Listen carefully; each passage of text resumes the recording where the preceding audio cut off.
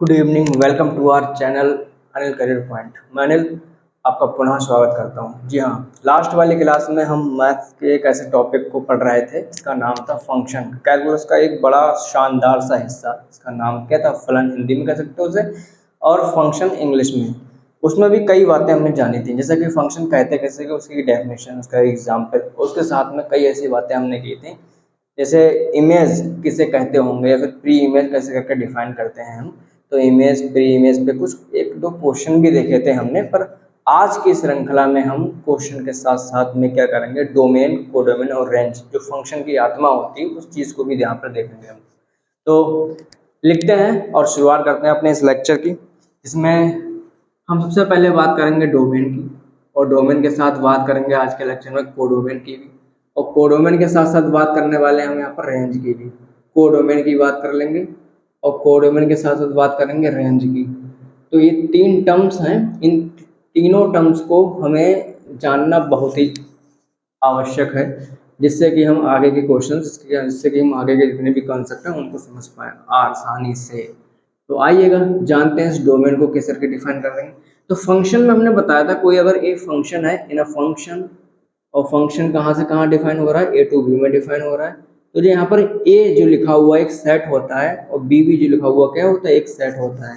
तो जो ए यहाँ पर लिखा हुआ है, इस वाले सेट को हम क्या कहते हैं, इस वाले सेट को ही हम डोमेन से रिप्रेजेंट करते हैं, इसे डोमेन के रूप में जानते हैं, डोमेन। और ये जो यहाँ पर लिखा हुआ है, इसे रेंज बिल्कुल भी नहीं कहेंगे, हम क्या कहेंगे, हम इसे कोडोमेन कहेंगे, इसे हम कोडोमेन कहते हैं। तो आज की क्लास में हम ये भी जानेंगे कोडोमेन और रेंज में क्या डिफरेंस होता है।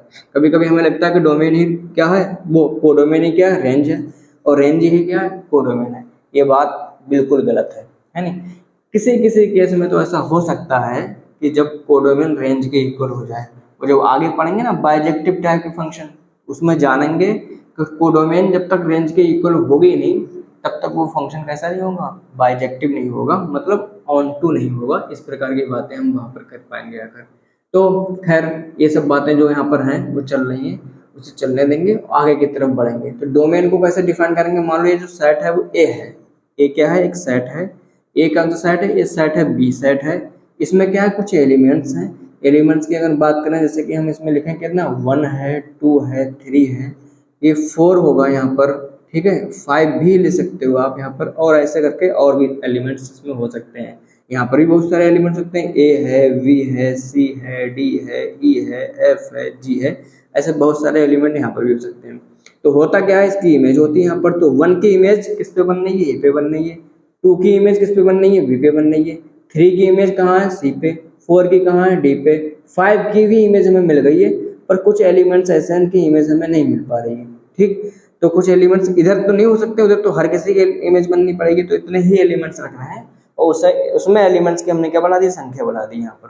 तो यहाँ पर जो ए लिखा हुआ है, ए में जो भी चीजें लिखी हुई हैं, मतलब कितनी लिखी हुई, 1 है, 2 है, यहाँ पर 3 भी है, 4 भी है, 5 भी है, ये कंप्लीट सेट है, और इसे सेट ए के नाम से भी जानते हैं, और इसे ही हम डोमेन ऑफ द फंक्शन भी कहते हैं। तो यही जो सेट बना हुआ है, यही डोमेन कहलाएगी, ठीक है, डोमेन ऑफ द फंक्शन के नाम से जानते हैं, डोमेन ऑफ द फंक्शन, ये फंक्शन का डोमेन होगी, ठीक, पहली बात।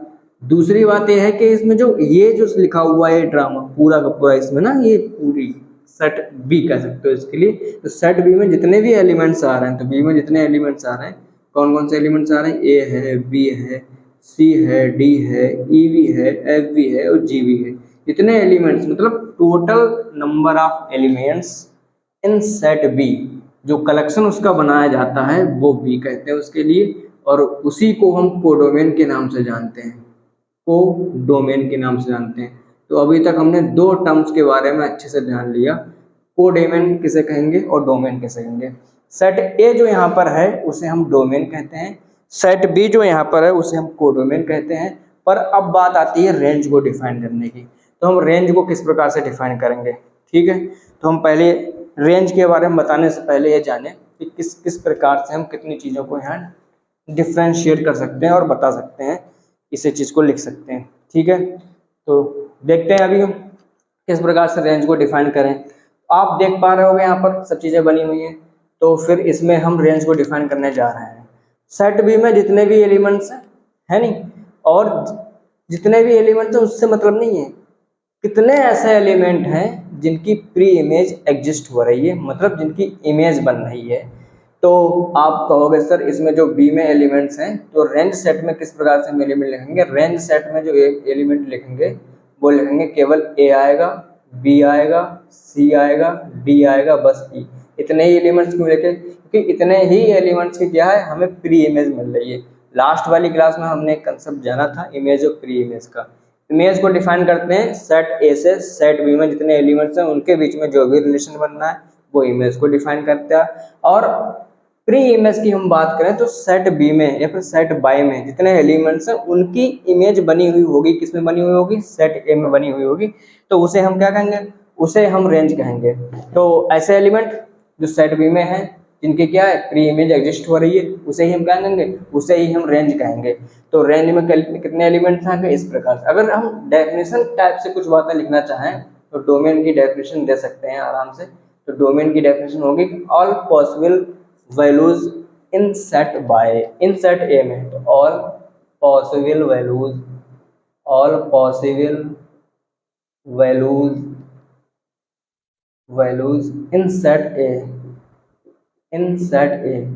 ठीक है, तो सेट ए में कितने जितने भी वैल्यूज हैं वो क्या कहलाती हैं? डोमेन कहलाती हैं। अब हम कोडोमेन की बात कर लें तो कोडोमेन को कैसे डिफाइन करेंगे हम? तो कोडोमेन को डिफाइन इस प्रकार करते हैं कि all possible collection in set B.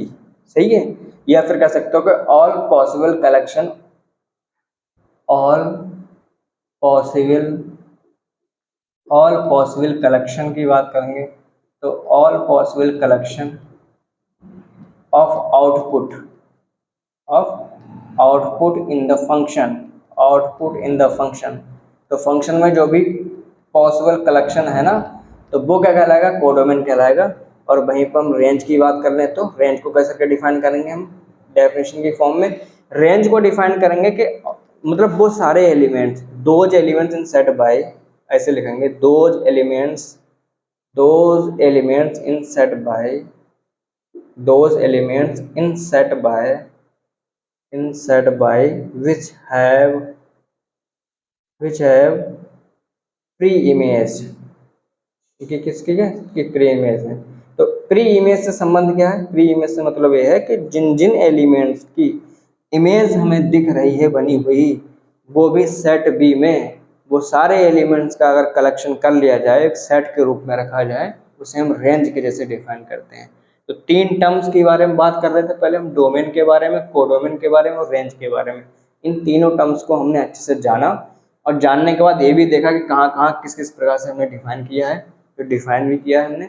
और उसके बाद हमने ये भी जाना है कि इनकी छोटी छोटी अगर डेफिनेशन के रूप में कुछ बातें कह दी जाएंगी तो वो किस प्रकार से लिखी जाएंगी। तो ये चीज़ भी क्या है? जरूरी है, हमें लिख लेना चाहिए। तो आपने लिख लिया होगा। हमसे क्या करते हैं? सब करते हैं, हटाते हैं। इसके बाद हम डोमेन के बारे में जानेंगे, कैसे करके डोमेन को फाइंड करते हैं। फिर किसी भी फंक्शन का डोमेन हमें फाइंड करना है तो उनके कुछ रूल्स होते हैं, तो उन रूल्स को ही सीखना है हमें बेसिकली। तो आज की क्लास हमारी डोमेन पे क्या है? डोमेन को ही समर्पित है, डोमेन को ही देखना है हमें लिए। तो डोमेन में जितने प्रकार के रूल्स बन पाते हैं, जितने पॉसिबल रूल्स हम पढ़ पाएंगे उतने पॉसिबल रूल्स को हम पढ़ेंगे। उसके बाद आगे आएंगे अपने नेक्स्ट वाले कॉन्सेप्ट पे। आइएगा डोमेन को देखते हैं। डोमेन को रूल्स के मुताबिक अगर हम देखें तो किस प्रकार से डिफाइन करेंगे डोमेन? डोमेन किसकी निकालनी है? हम किसी भी फंक्शन की, और फंक्शन के बारे में सीख ही चुके हैं फंक्शन किसे कहते हैं। तो पहला रूल अगर हम बात करें, यहाँ पर पहले रूल की बात करें तो पहला रूल नंबर 1। तो रूल नंबर 1 की बात करें पहले, रूल नंबर 1 में क्या रूल होगा?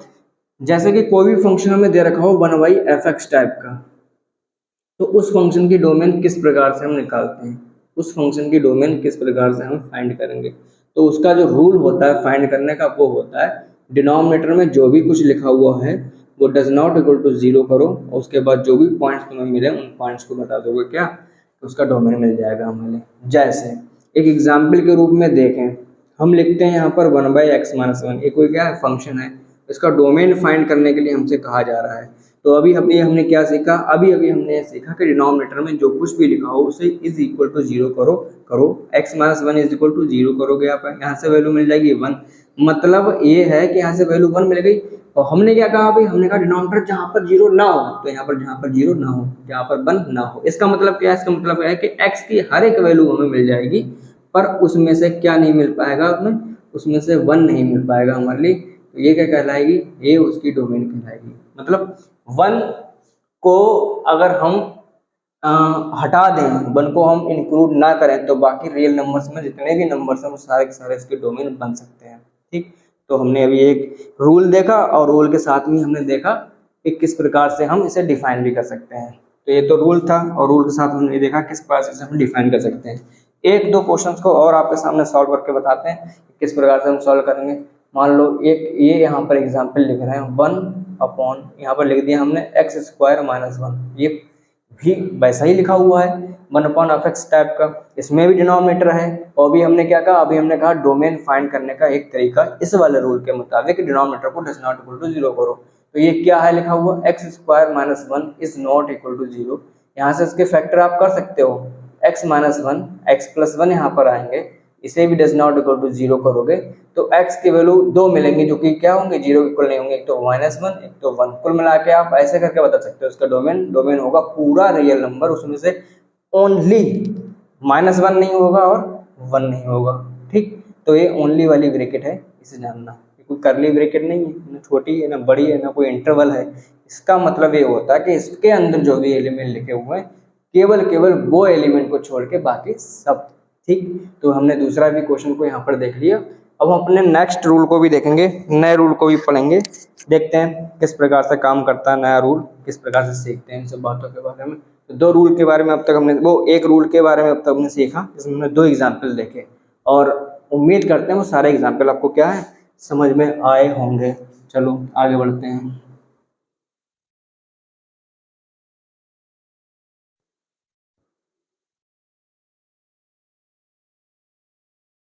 ये रहा एक नया रूल, और नए रूल में अगर हम बात करें तो कह सकते हैं रूल नंबर टू में कि कुछ हमें फंक्शन इस प्रकार से भी दिखते हैं जिसमें जिसमें ये लिखा हुआ होगा रूट, अब वो nth रूट में होगा, अंदर क्या हो जाएगा, फंक्शन लिखा हुआ होगा। अब ये दो प्रकार से डिफाइनेबल होगा, कैसे, n या तो इवन हो सकता है या फिर ऑड हो सकता है। अगर n कैसा हुआ, अगर n ऑड हुआ तो किस प्रकार से डिफाइन करेंगे इसके डोमेन को, और n अगर इवन हुआ तो किस प्रकार से डिफाइन करेंगे, n अगर इवन हुआ तो किस प्रकार से डिफाइन करेंगे इसके डोमेन को। ठीक, देखो n अगर ऑड हुआ तो इसे क्यूब रूट ऑफ x लिखा हुआ है, क्यूब रूट ऑफ x, इसका मतलब यही होता है x to the power one by three. ठीक, फाइव रूट ऑफ लिखा हुआ हो, सेवेंथ रूट ऑफ लिखा हो, फिर nth रूट ऑफ लिखा हुआ हो, पर वो n कैसा हो, ऑड हो, तो उसके लिए डोमेन निकालने में इतनी चिंताजनक वाली कोई बात नहीं। क्या करोगे, संपूर्ण आर ले दोगे, एक कंप्लीट आर उसका क्या हो जाएगा, डोमेन हो जाएगा। मतलब आर या एक्स के हर एक वैल्यू के लिए क्या होगा, फंक्शन डिफाइन होगा, एक्स के हर एक वैल्यू के लिए फंक्शन कैसा होगा, डिफाइन होगा। तो एन अगर ऑड मिल जाता तो कोई दिक्कत वाली बात नहीं। इसके बाद अगर हम देखें एन अगर इवन है, तो एन अगर इवन है तो उसके अंदर क्या होगा, कोई फंक्शन लिखा हुआ होगा, और कोई फंक्शन लिखा हुआ होगा इवन का मतलब ये हुआ कि यहाँ पर टू आ जाए, फोर आ जाए, सिक्स आ जाए, एट आ जाए, इस प्रकार से नंबर, मतलब दो लिखा हुआ है यहाँ पर, दो कैसा रहता है, चमकता नहीं है, दिखता नहीं है, पर वो यहाँ पर होता है। आप छोटा सा एग्जाम्पल लोगे तो कहोगे रूट एक्स, तो इसका डोमेन किस प्रकार डिफाइन करोगे, इसका डोमेन डिफाइन वहाँ पे करोगे जहाँ पर एफ ऑफ एक्स क्या हो जाएगा, greater than equal to zero हो जाएगा। ठीक, तो लो हमने दूसरा रूल भी सीख लिया, और दूसरे रूल में दो महत्वपूर्ण बातें थी, उन दोनों महत्वपूर्ण बातों के लिए हमने अभी सीखा क्या क्या महत्वपूर्ण बातें थी, कि एन क्या है, एन अगर ऑड हो तो किस प्रकार से डिफाइन करेंगे डोमेन के लिए, और एन अगर इवन हो तो किस प्रकार से डिफाइन करेंगे हम अपने फंक्शन के डोमेन को फाइंड करने के लिए। तो दोनों बातों में हमने सीखा, एन अगर ऑड है तो कोई दिक्कत वाली बात नहीं, क्या होगा, डोमेन पूरा रियल नंबर होगा। एन अगर इवन है तो अंदर जो भी फंक्शन दे रखा है उसे greater and equal to zero करो, वहां से जितने भी पॉइंट मिलेंगे, जो भी इंटरवल मिलेगा, जो भी सेट मिलेगा, जितनी वैल्यूज मिलेंगी वो सारी डोमेन में ही इंक्लूड की जाएंगी, डोमेन में ही काउंट की जाएंगी। आप इसे नोट करो एक बार, इस पे कुछ एग्जांपल्स देखते हैं।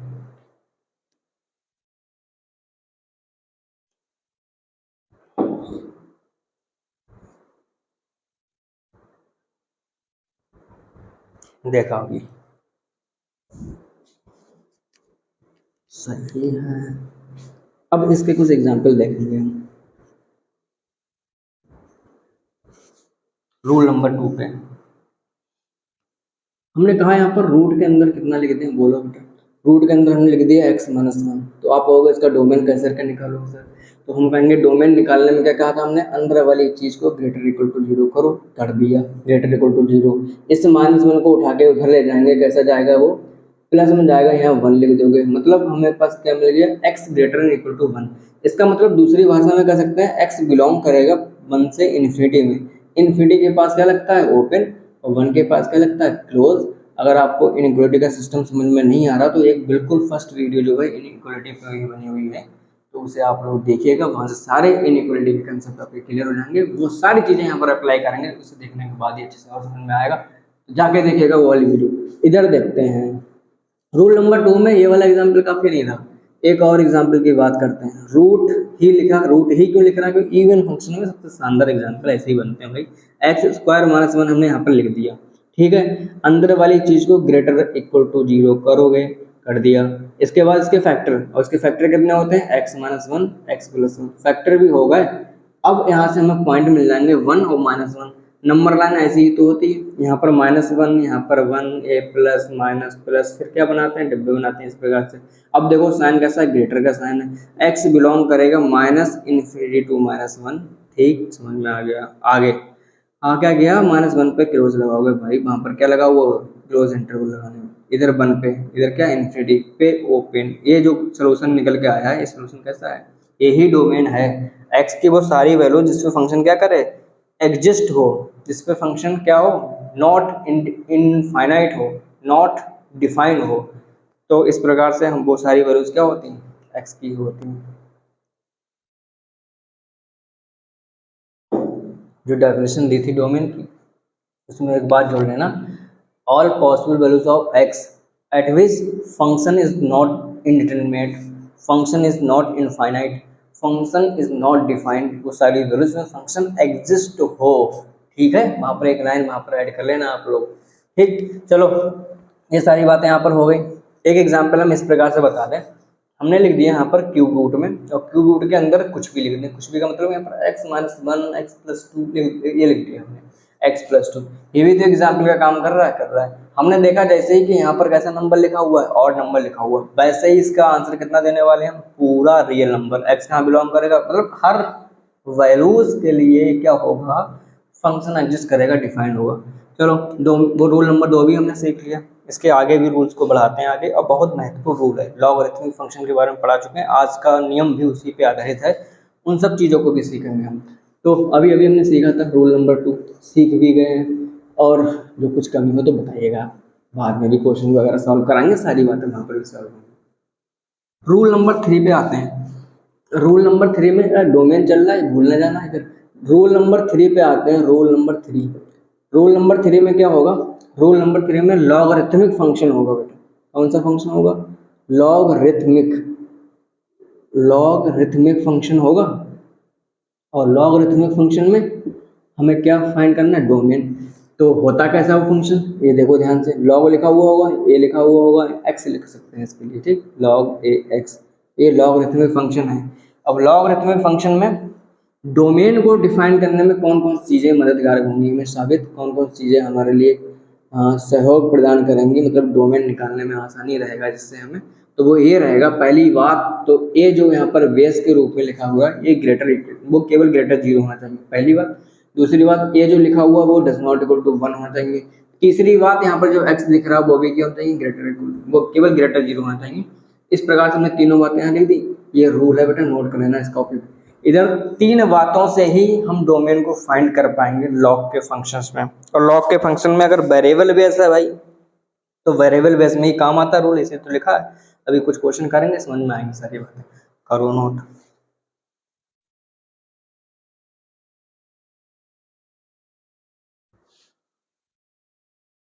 हम्म,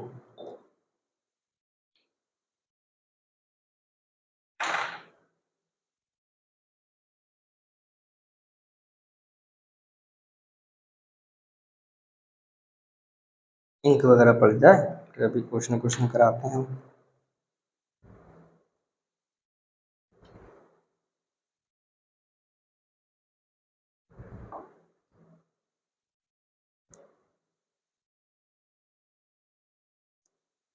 ठीक है, पड़ गई इंक।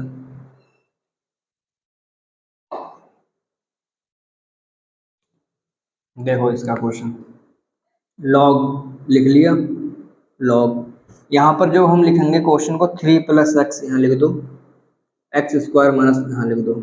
आप कह सकते हो question based on variable base, ठीक, तो वेरिएबल है बेस अपने में। अभी अभी हमने क्या पढ़ा, ये जो है यहाँ ए जैसा काम करेगा, ये जो है यहाँ पर कैसा काम करेगा, ये एक्स जैसा काम करेगा, ठीक। तो वो इतनी बातों को फॉलो करोगे तो उसके बाद आंसर आएगा निकल के। देखो जरा ध्यान से, ये जो यहाँ पर ए लिखा हुआ, सबसे पहली बात तो है 3 + x ग्रेटर इक्वल टू केवल ग्रेटर 0 होना चाहिए। इसके बाद 3 + x यहाँ पर जो लिखा हुआ है वो 1 नहीं होना चाहिए बेटा, और यहाँ पर जो एक्स स्क्वायर माइनस 1 लिखा हुआ वो ग्रेटर 0 होना चाहिए, ठीक। ये लिख दिया हमने। यहाँ से वैल्यू निकालो, एक्स ग्रेटर -3 आया, इधर x जो होगा वो -2 के इक्वल नहीं, मतलब -2 के इक्वल नहीं होना चाहिए।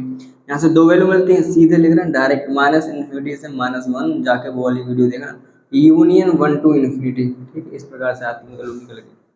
अब देखो नंबर लाइन पे गए, अब नंबर लाइन पे जाने के बाद इतने जो पॉइंट्स यहाँ पे लिखे हुए हैं, इन सबको यहाँ पर क्या करेंगे, यहाँ पर हम प्लॉट करेंगे थोड़ी देर के लिए। एक तो हमें -1 मिला, ठीक है, -3 किधर होता है, इधर होता है, चलो -2 इसके बीच में ही आएगा निकल के, इधर 1 आता है, ये भी बढ़िया है। -3 से इन्फिनिटी ज़्यादा है ना, इसलिए ये वैल्यू -3 से इन्फिनिटी को शो कर रही है। तो यहाँ पर क्या आएगा निकल के, -1 से इन्फिनिटी, और इधर क्या आ रहा है 1 से इन्फिनिटी। ओवरऑल अगर देखा जाए तो हमारे पास दो कॉमन मिल गया, यहाँ पर ये पार्ट कॉमन मिला, यहाँ पर इतना पार्ट कॉमन मिला। पर इतने पार्ट में एक दिक्कत है, दिक्कत है कि -1 से -3 में -2 भी आ रहा है निकल के, और वहाँ पर में एक तरफ कह रहे हैं कि -2 नहीं होना चाहिए। तो कैसे करके अपने सोल्यूशन में इसको हम स्पष्ट तरीके से लिखेंगे, लिखेंगे x बिलोंग करेगा, बढ़िया, -3 से -1 ऐसा करके लिख दो, -3 से -1 लिख दिया यहाँ पे, यूनियन लगाओगे, इसके बाद लिखोगे 1 to ∞, पर इसके साथ में ऐसे ओनली वाली ब्रैकेट में -2 भी लिख दोगे। इसका साफ साफ मतलब ये होता है कि पूरा सब कुछ लिखा हुआ उसमें -2 नहीं है, ठीक। तो ये रहेगा इसका सोल्यूशन, ये रहेगा इसका आंसर। इस प्रकार से इसे हम सॉल्व करेंगे। अभी हम एक क्वेश्चन और सॉल्व करके दिखाएंगे, फिर सारी बातें क्लियर अच्छे से हो जाएंगी। चलो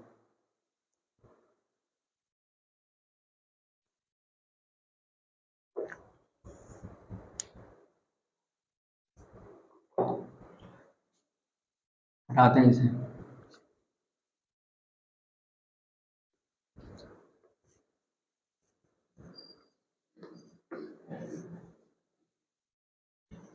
एक क्वेश्चन को हम और लिखते हैं, वो बड़ा शानदार क्वेश्चन है, देखने में। एग्जाम्पल नंबर लिखा हुआ है, log 100x, और उस x की जगह पे बड़ा ताम झाम बड़ा लिखा हुआ 2log 2x plus 1 upon minus का x, ठीक।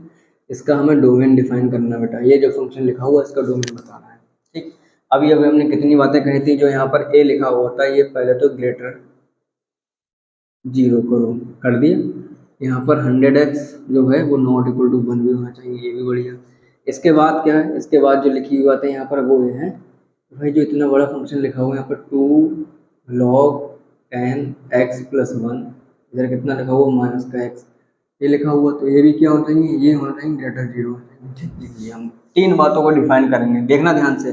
x ग्रेटर 0 आ जाएगा यहाँ पर, क्योंकि 100 का कोई मतलब नहीं निकला। इधर आ जाओ, x जो होगा डज नॉट इक्वल टू 1/100 आ जाएगा निकल के, ठीक। इस 1/100 को 10⁻⁻² भी लिखेंगे। और इधर देखो ध्यान से, पहले माइनस मल्टीप्लाई करेंगे तो ये चीज़ ऐसे हो जाएगी, 2log 10x प्लस 1/x, पर इनइक्वलिटी चेंज हो गई, ठीक। इसके बाद यहाँ से वैल्यू मिलेगी 0, यहाँ से मिल जाएगी 0, यहाँ से वैल्यू कितनी मिल जाएगी, यहाँ से वैल्यू मिलेगी 10⁻⁻½ 10⁻⁻½ मिल जाएगी। नंबर लाइन पे 0 इधर होगा और 10⁻⁻½ इधर होगा, ठीक है। अब क्या होगा, प्लस माइनस प्लस, तो ये वाला पार्ट मतलब क्या आ जाएगा निकल के। अब तीनों का कॉम्बिनेशन बनाना है हमारे लिए, तीनों का कॉम्बिनेशन एक ही नंबर लाइन पे बनाना है, तो 0 भी लिखना है, 0 भी लिखोगे। अब ये बताओ 1/100 बड़ा होता है फिर 10⁻⁻½ बड़ा होता है, जाहिर सी बात है 10⁻⁻½ क्या होगा, बड़ा होगा। तो 1/100 को यहाँ लिखना पड़ेगा, 10⁻²2 को यहाँ लिखना पड़ेगा, और 10⁻½ को यहाँ लिखना पड़ेगा। फिर क्या करोगे आप, फिर ये करना है 0 से ग्रेटर, बढ़िया बात है, और 0 से क्या है इसके बीच में, ये भी बढ़िया बात है। कॉमन पोर्शन पूरा ही बन गया, पर 10⁻² नहीं होना चाहिए। x बिलोंग करेगा पूरा 0 to 10⁻½ में से कितना सब्ट्रैक्ट करना पड़ेगा, 10⁻²। ये इसका डोमेन के रूप में काम करेगा, ठीक है, ये इसके डोमेन के रूप में काम करेगा। ये बात हमने डिफाइन कर दी। आशा करते हैं तुम्हें भी अच्छे समझ में आई होगी। ठीक, चलो नेक्स्ट रूल की तरफ बढ़ते हैं।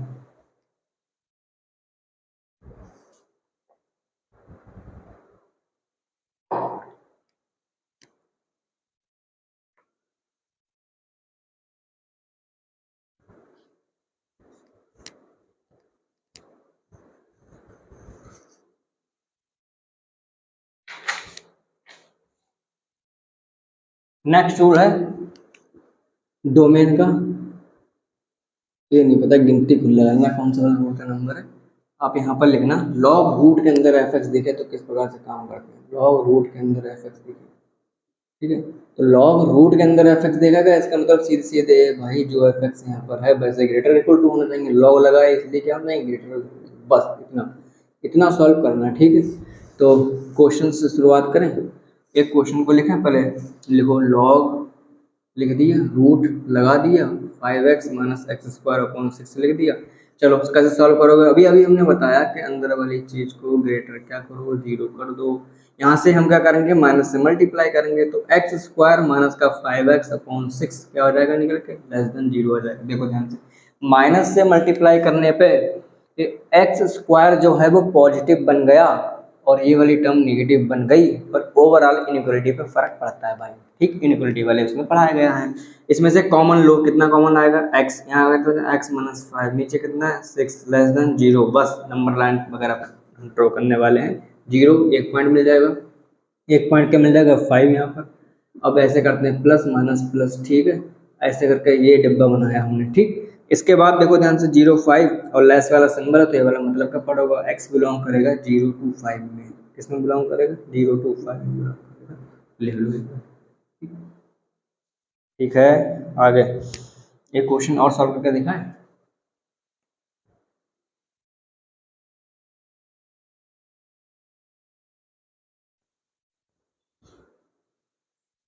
देखो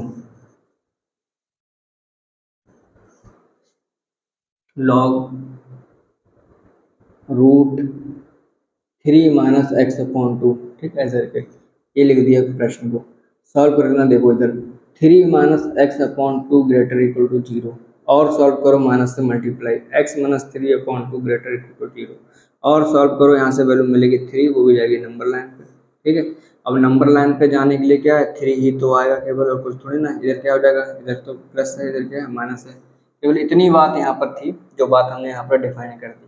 आप कहोगे सर ये क्या सर के आंसर का दोगे, तो देखो ना ध्यान से, ये ग्रेटर वाला पार्ट इधर ही तो है, नहीं ये सिंबल चेंज होगा, लेस का हो जाएगा, मतलब ये वाला पार्ट मतलब का होगा।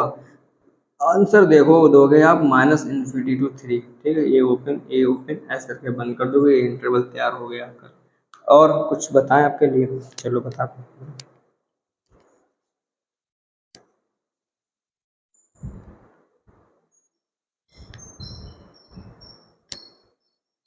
और एक रूल की चर्चा कर लें, फिर स्टॉप करते हैं वीडियो को। नेक्स्ट सेशन में कुछ और डोमेन की बातें की जाएंगी। लिखो रूल, नया रूल है, रूट लगाओ, लॉग लिखो, ए लिखो, और यहाँ पर फंक्शन लिख दो, ठीक, ये रूल है। तो इसमें क्या है, इसमें दो बातों का ध्यान देना पड़ता है डोमेन निकालने के लिए। दो बातें कौन कौन सी ध्यान देने पड़ेंगी, पहली बात तो ये है कि जो एफ एक्स यहाँ पर जो चीज़ लिखी हुई है ग्रेटर इक्वल, ये केवल ग्रेटर 0 होगा, ठीक है। एफ एक्स क्या होगा, एफ एक्स जो होगा वो केवल केवल ग्रेटर 0 होगा। एंड कॉमा लगाओगे, जो पूरा जो लॉग लिखा हुआ है ना अंदर, ए एफ एक्स लिखा हुआ है, एक ग्रेटर इक्वल टू 0 होगा, ठीक। तो दो बातें यहाँ पर, एक ये सिंबलाइज करना पड़ेगा, एक इसे फंक्शनाइज करना पड़ेगा। इससे फिर क्या होगा, इससे हमारा डोमेन निकल जाएगा, ठीक। चलो कुछ और बातें करें, एक क्वेश्चन को सॉल्व करें फिर आगे बढ़ाएंगे। रूट लिखो, लिख लिया, इसके बाद लॉग लिखो, लॉग लिख लिया, ई लिखो, 5x - x² / 6, वही वाला क्वेश्चन दे दिया हमने।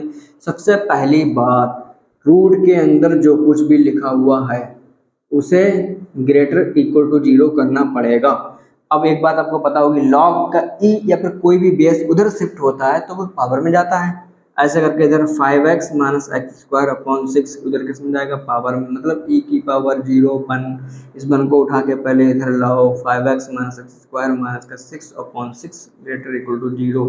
एक काम करो, इसमें माइनस से मल्टीप्लाई करो तो आ जाएगा एक्स स्क्वायर माइनस का 5x प्लस का 6 अपॉन 6 ग्रेटर इक्वल टू 0 आ जाएगा निकल के। यहाँ से वैल्यू मिलेंगे 2 और 3, नंबर लाइन पे जाओगे 2 यहाँ 3 यहाँ पर, प्लस माइनस प्लस करके काम कर जाएगा। ठीक, अच्छा माइनस से मल्टीप्लाई करिए, इनइक्वालिटी क्यों चेंज हुई, करो चेंज, इधर जब लाओगे सही है सब कुछ, इनइक्वालिटी तो चेंज कर दो दद्दा, ये आ गया निकल के।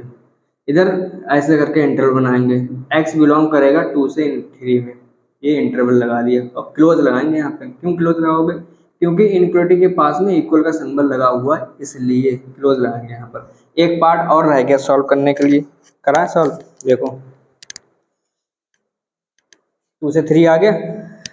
एक पार्ट ये रहेगा सॉल्व करने के लिए, 5x माइनस का एक्स स्क्वायर अपॉन 6 ग्रेटर 0। इसमें एक्स स्क्वायर माइनस का 5x upon 6 less 0, x minus 5 upon 6 less 0। इधर और सॉल्व करोगे तो दो नंबर मिल जाएंगे 0 और 5, फिर प्लस फिर माइनस फिर प्लस, x बिलोंग करेगा 0 to 5 में। ठीक, ये लिख दिया हमने यहाँ पर, यहाँ 0 to 5 वहाँ 2 से 3। ओवरऑल न्यूक्लियर पे देखना जरा ध्यान से कितना बनेगा, ओवरऑल इनइक्वालिटी पे यहाँ पर 0 है 2 है 3 है 5 है, सारे नंबर प्लॉट करो 0 2 3 5 इस प्रकार से। अब देखो 0 to 5 ये, 2 से 3 ये, अरे कॉमन वाला पोर्शन तो ही आया, उसका आंसर किस प्रकार से आपको बताएं, यहाँ बता दें। देखो x बिलोंग करेगा, वो ओवरऑल आंसर आएगा, नहीं कि 2 से 3 में ही बिलोंग करेगा, 2 से 3 में ही बिलोंग करेगा, वो भी क्लोज में बिलोंग करेगा। ठीक, ये आपका ब्रैकेट। डोमेन निकालने के कुछ खास रूल्स हमने देख लिए, बाकी कुछ चुनिंदा रूल्स अभी और बचे हुए हैं, उन्हें भी हम देखेंगे अपनी नेक्स्ट वाली वीडियोज में। तब तक के लिए इतना ही काफ़ी। जय हिंद।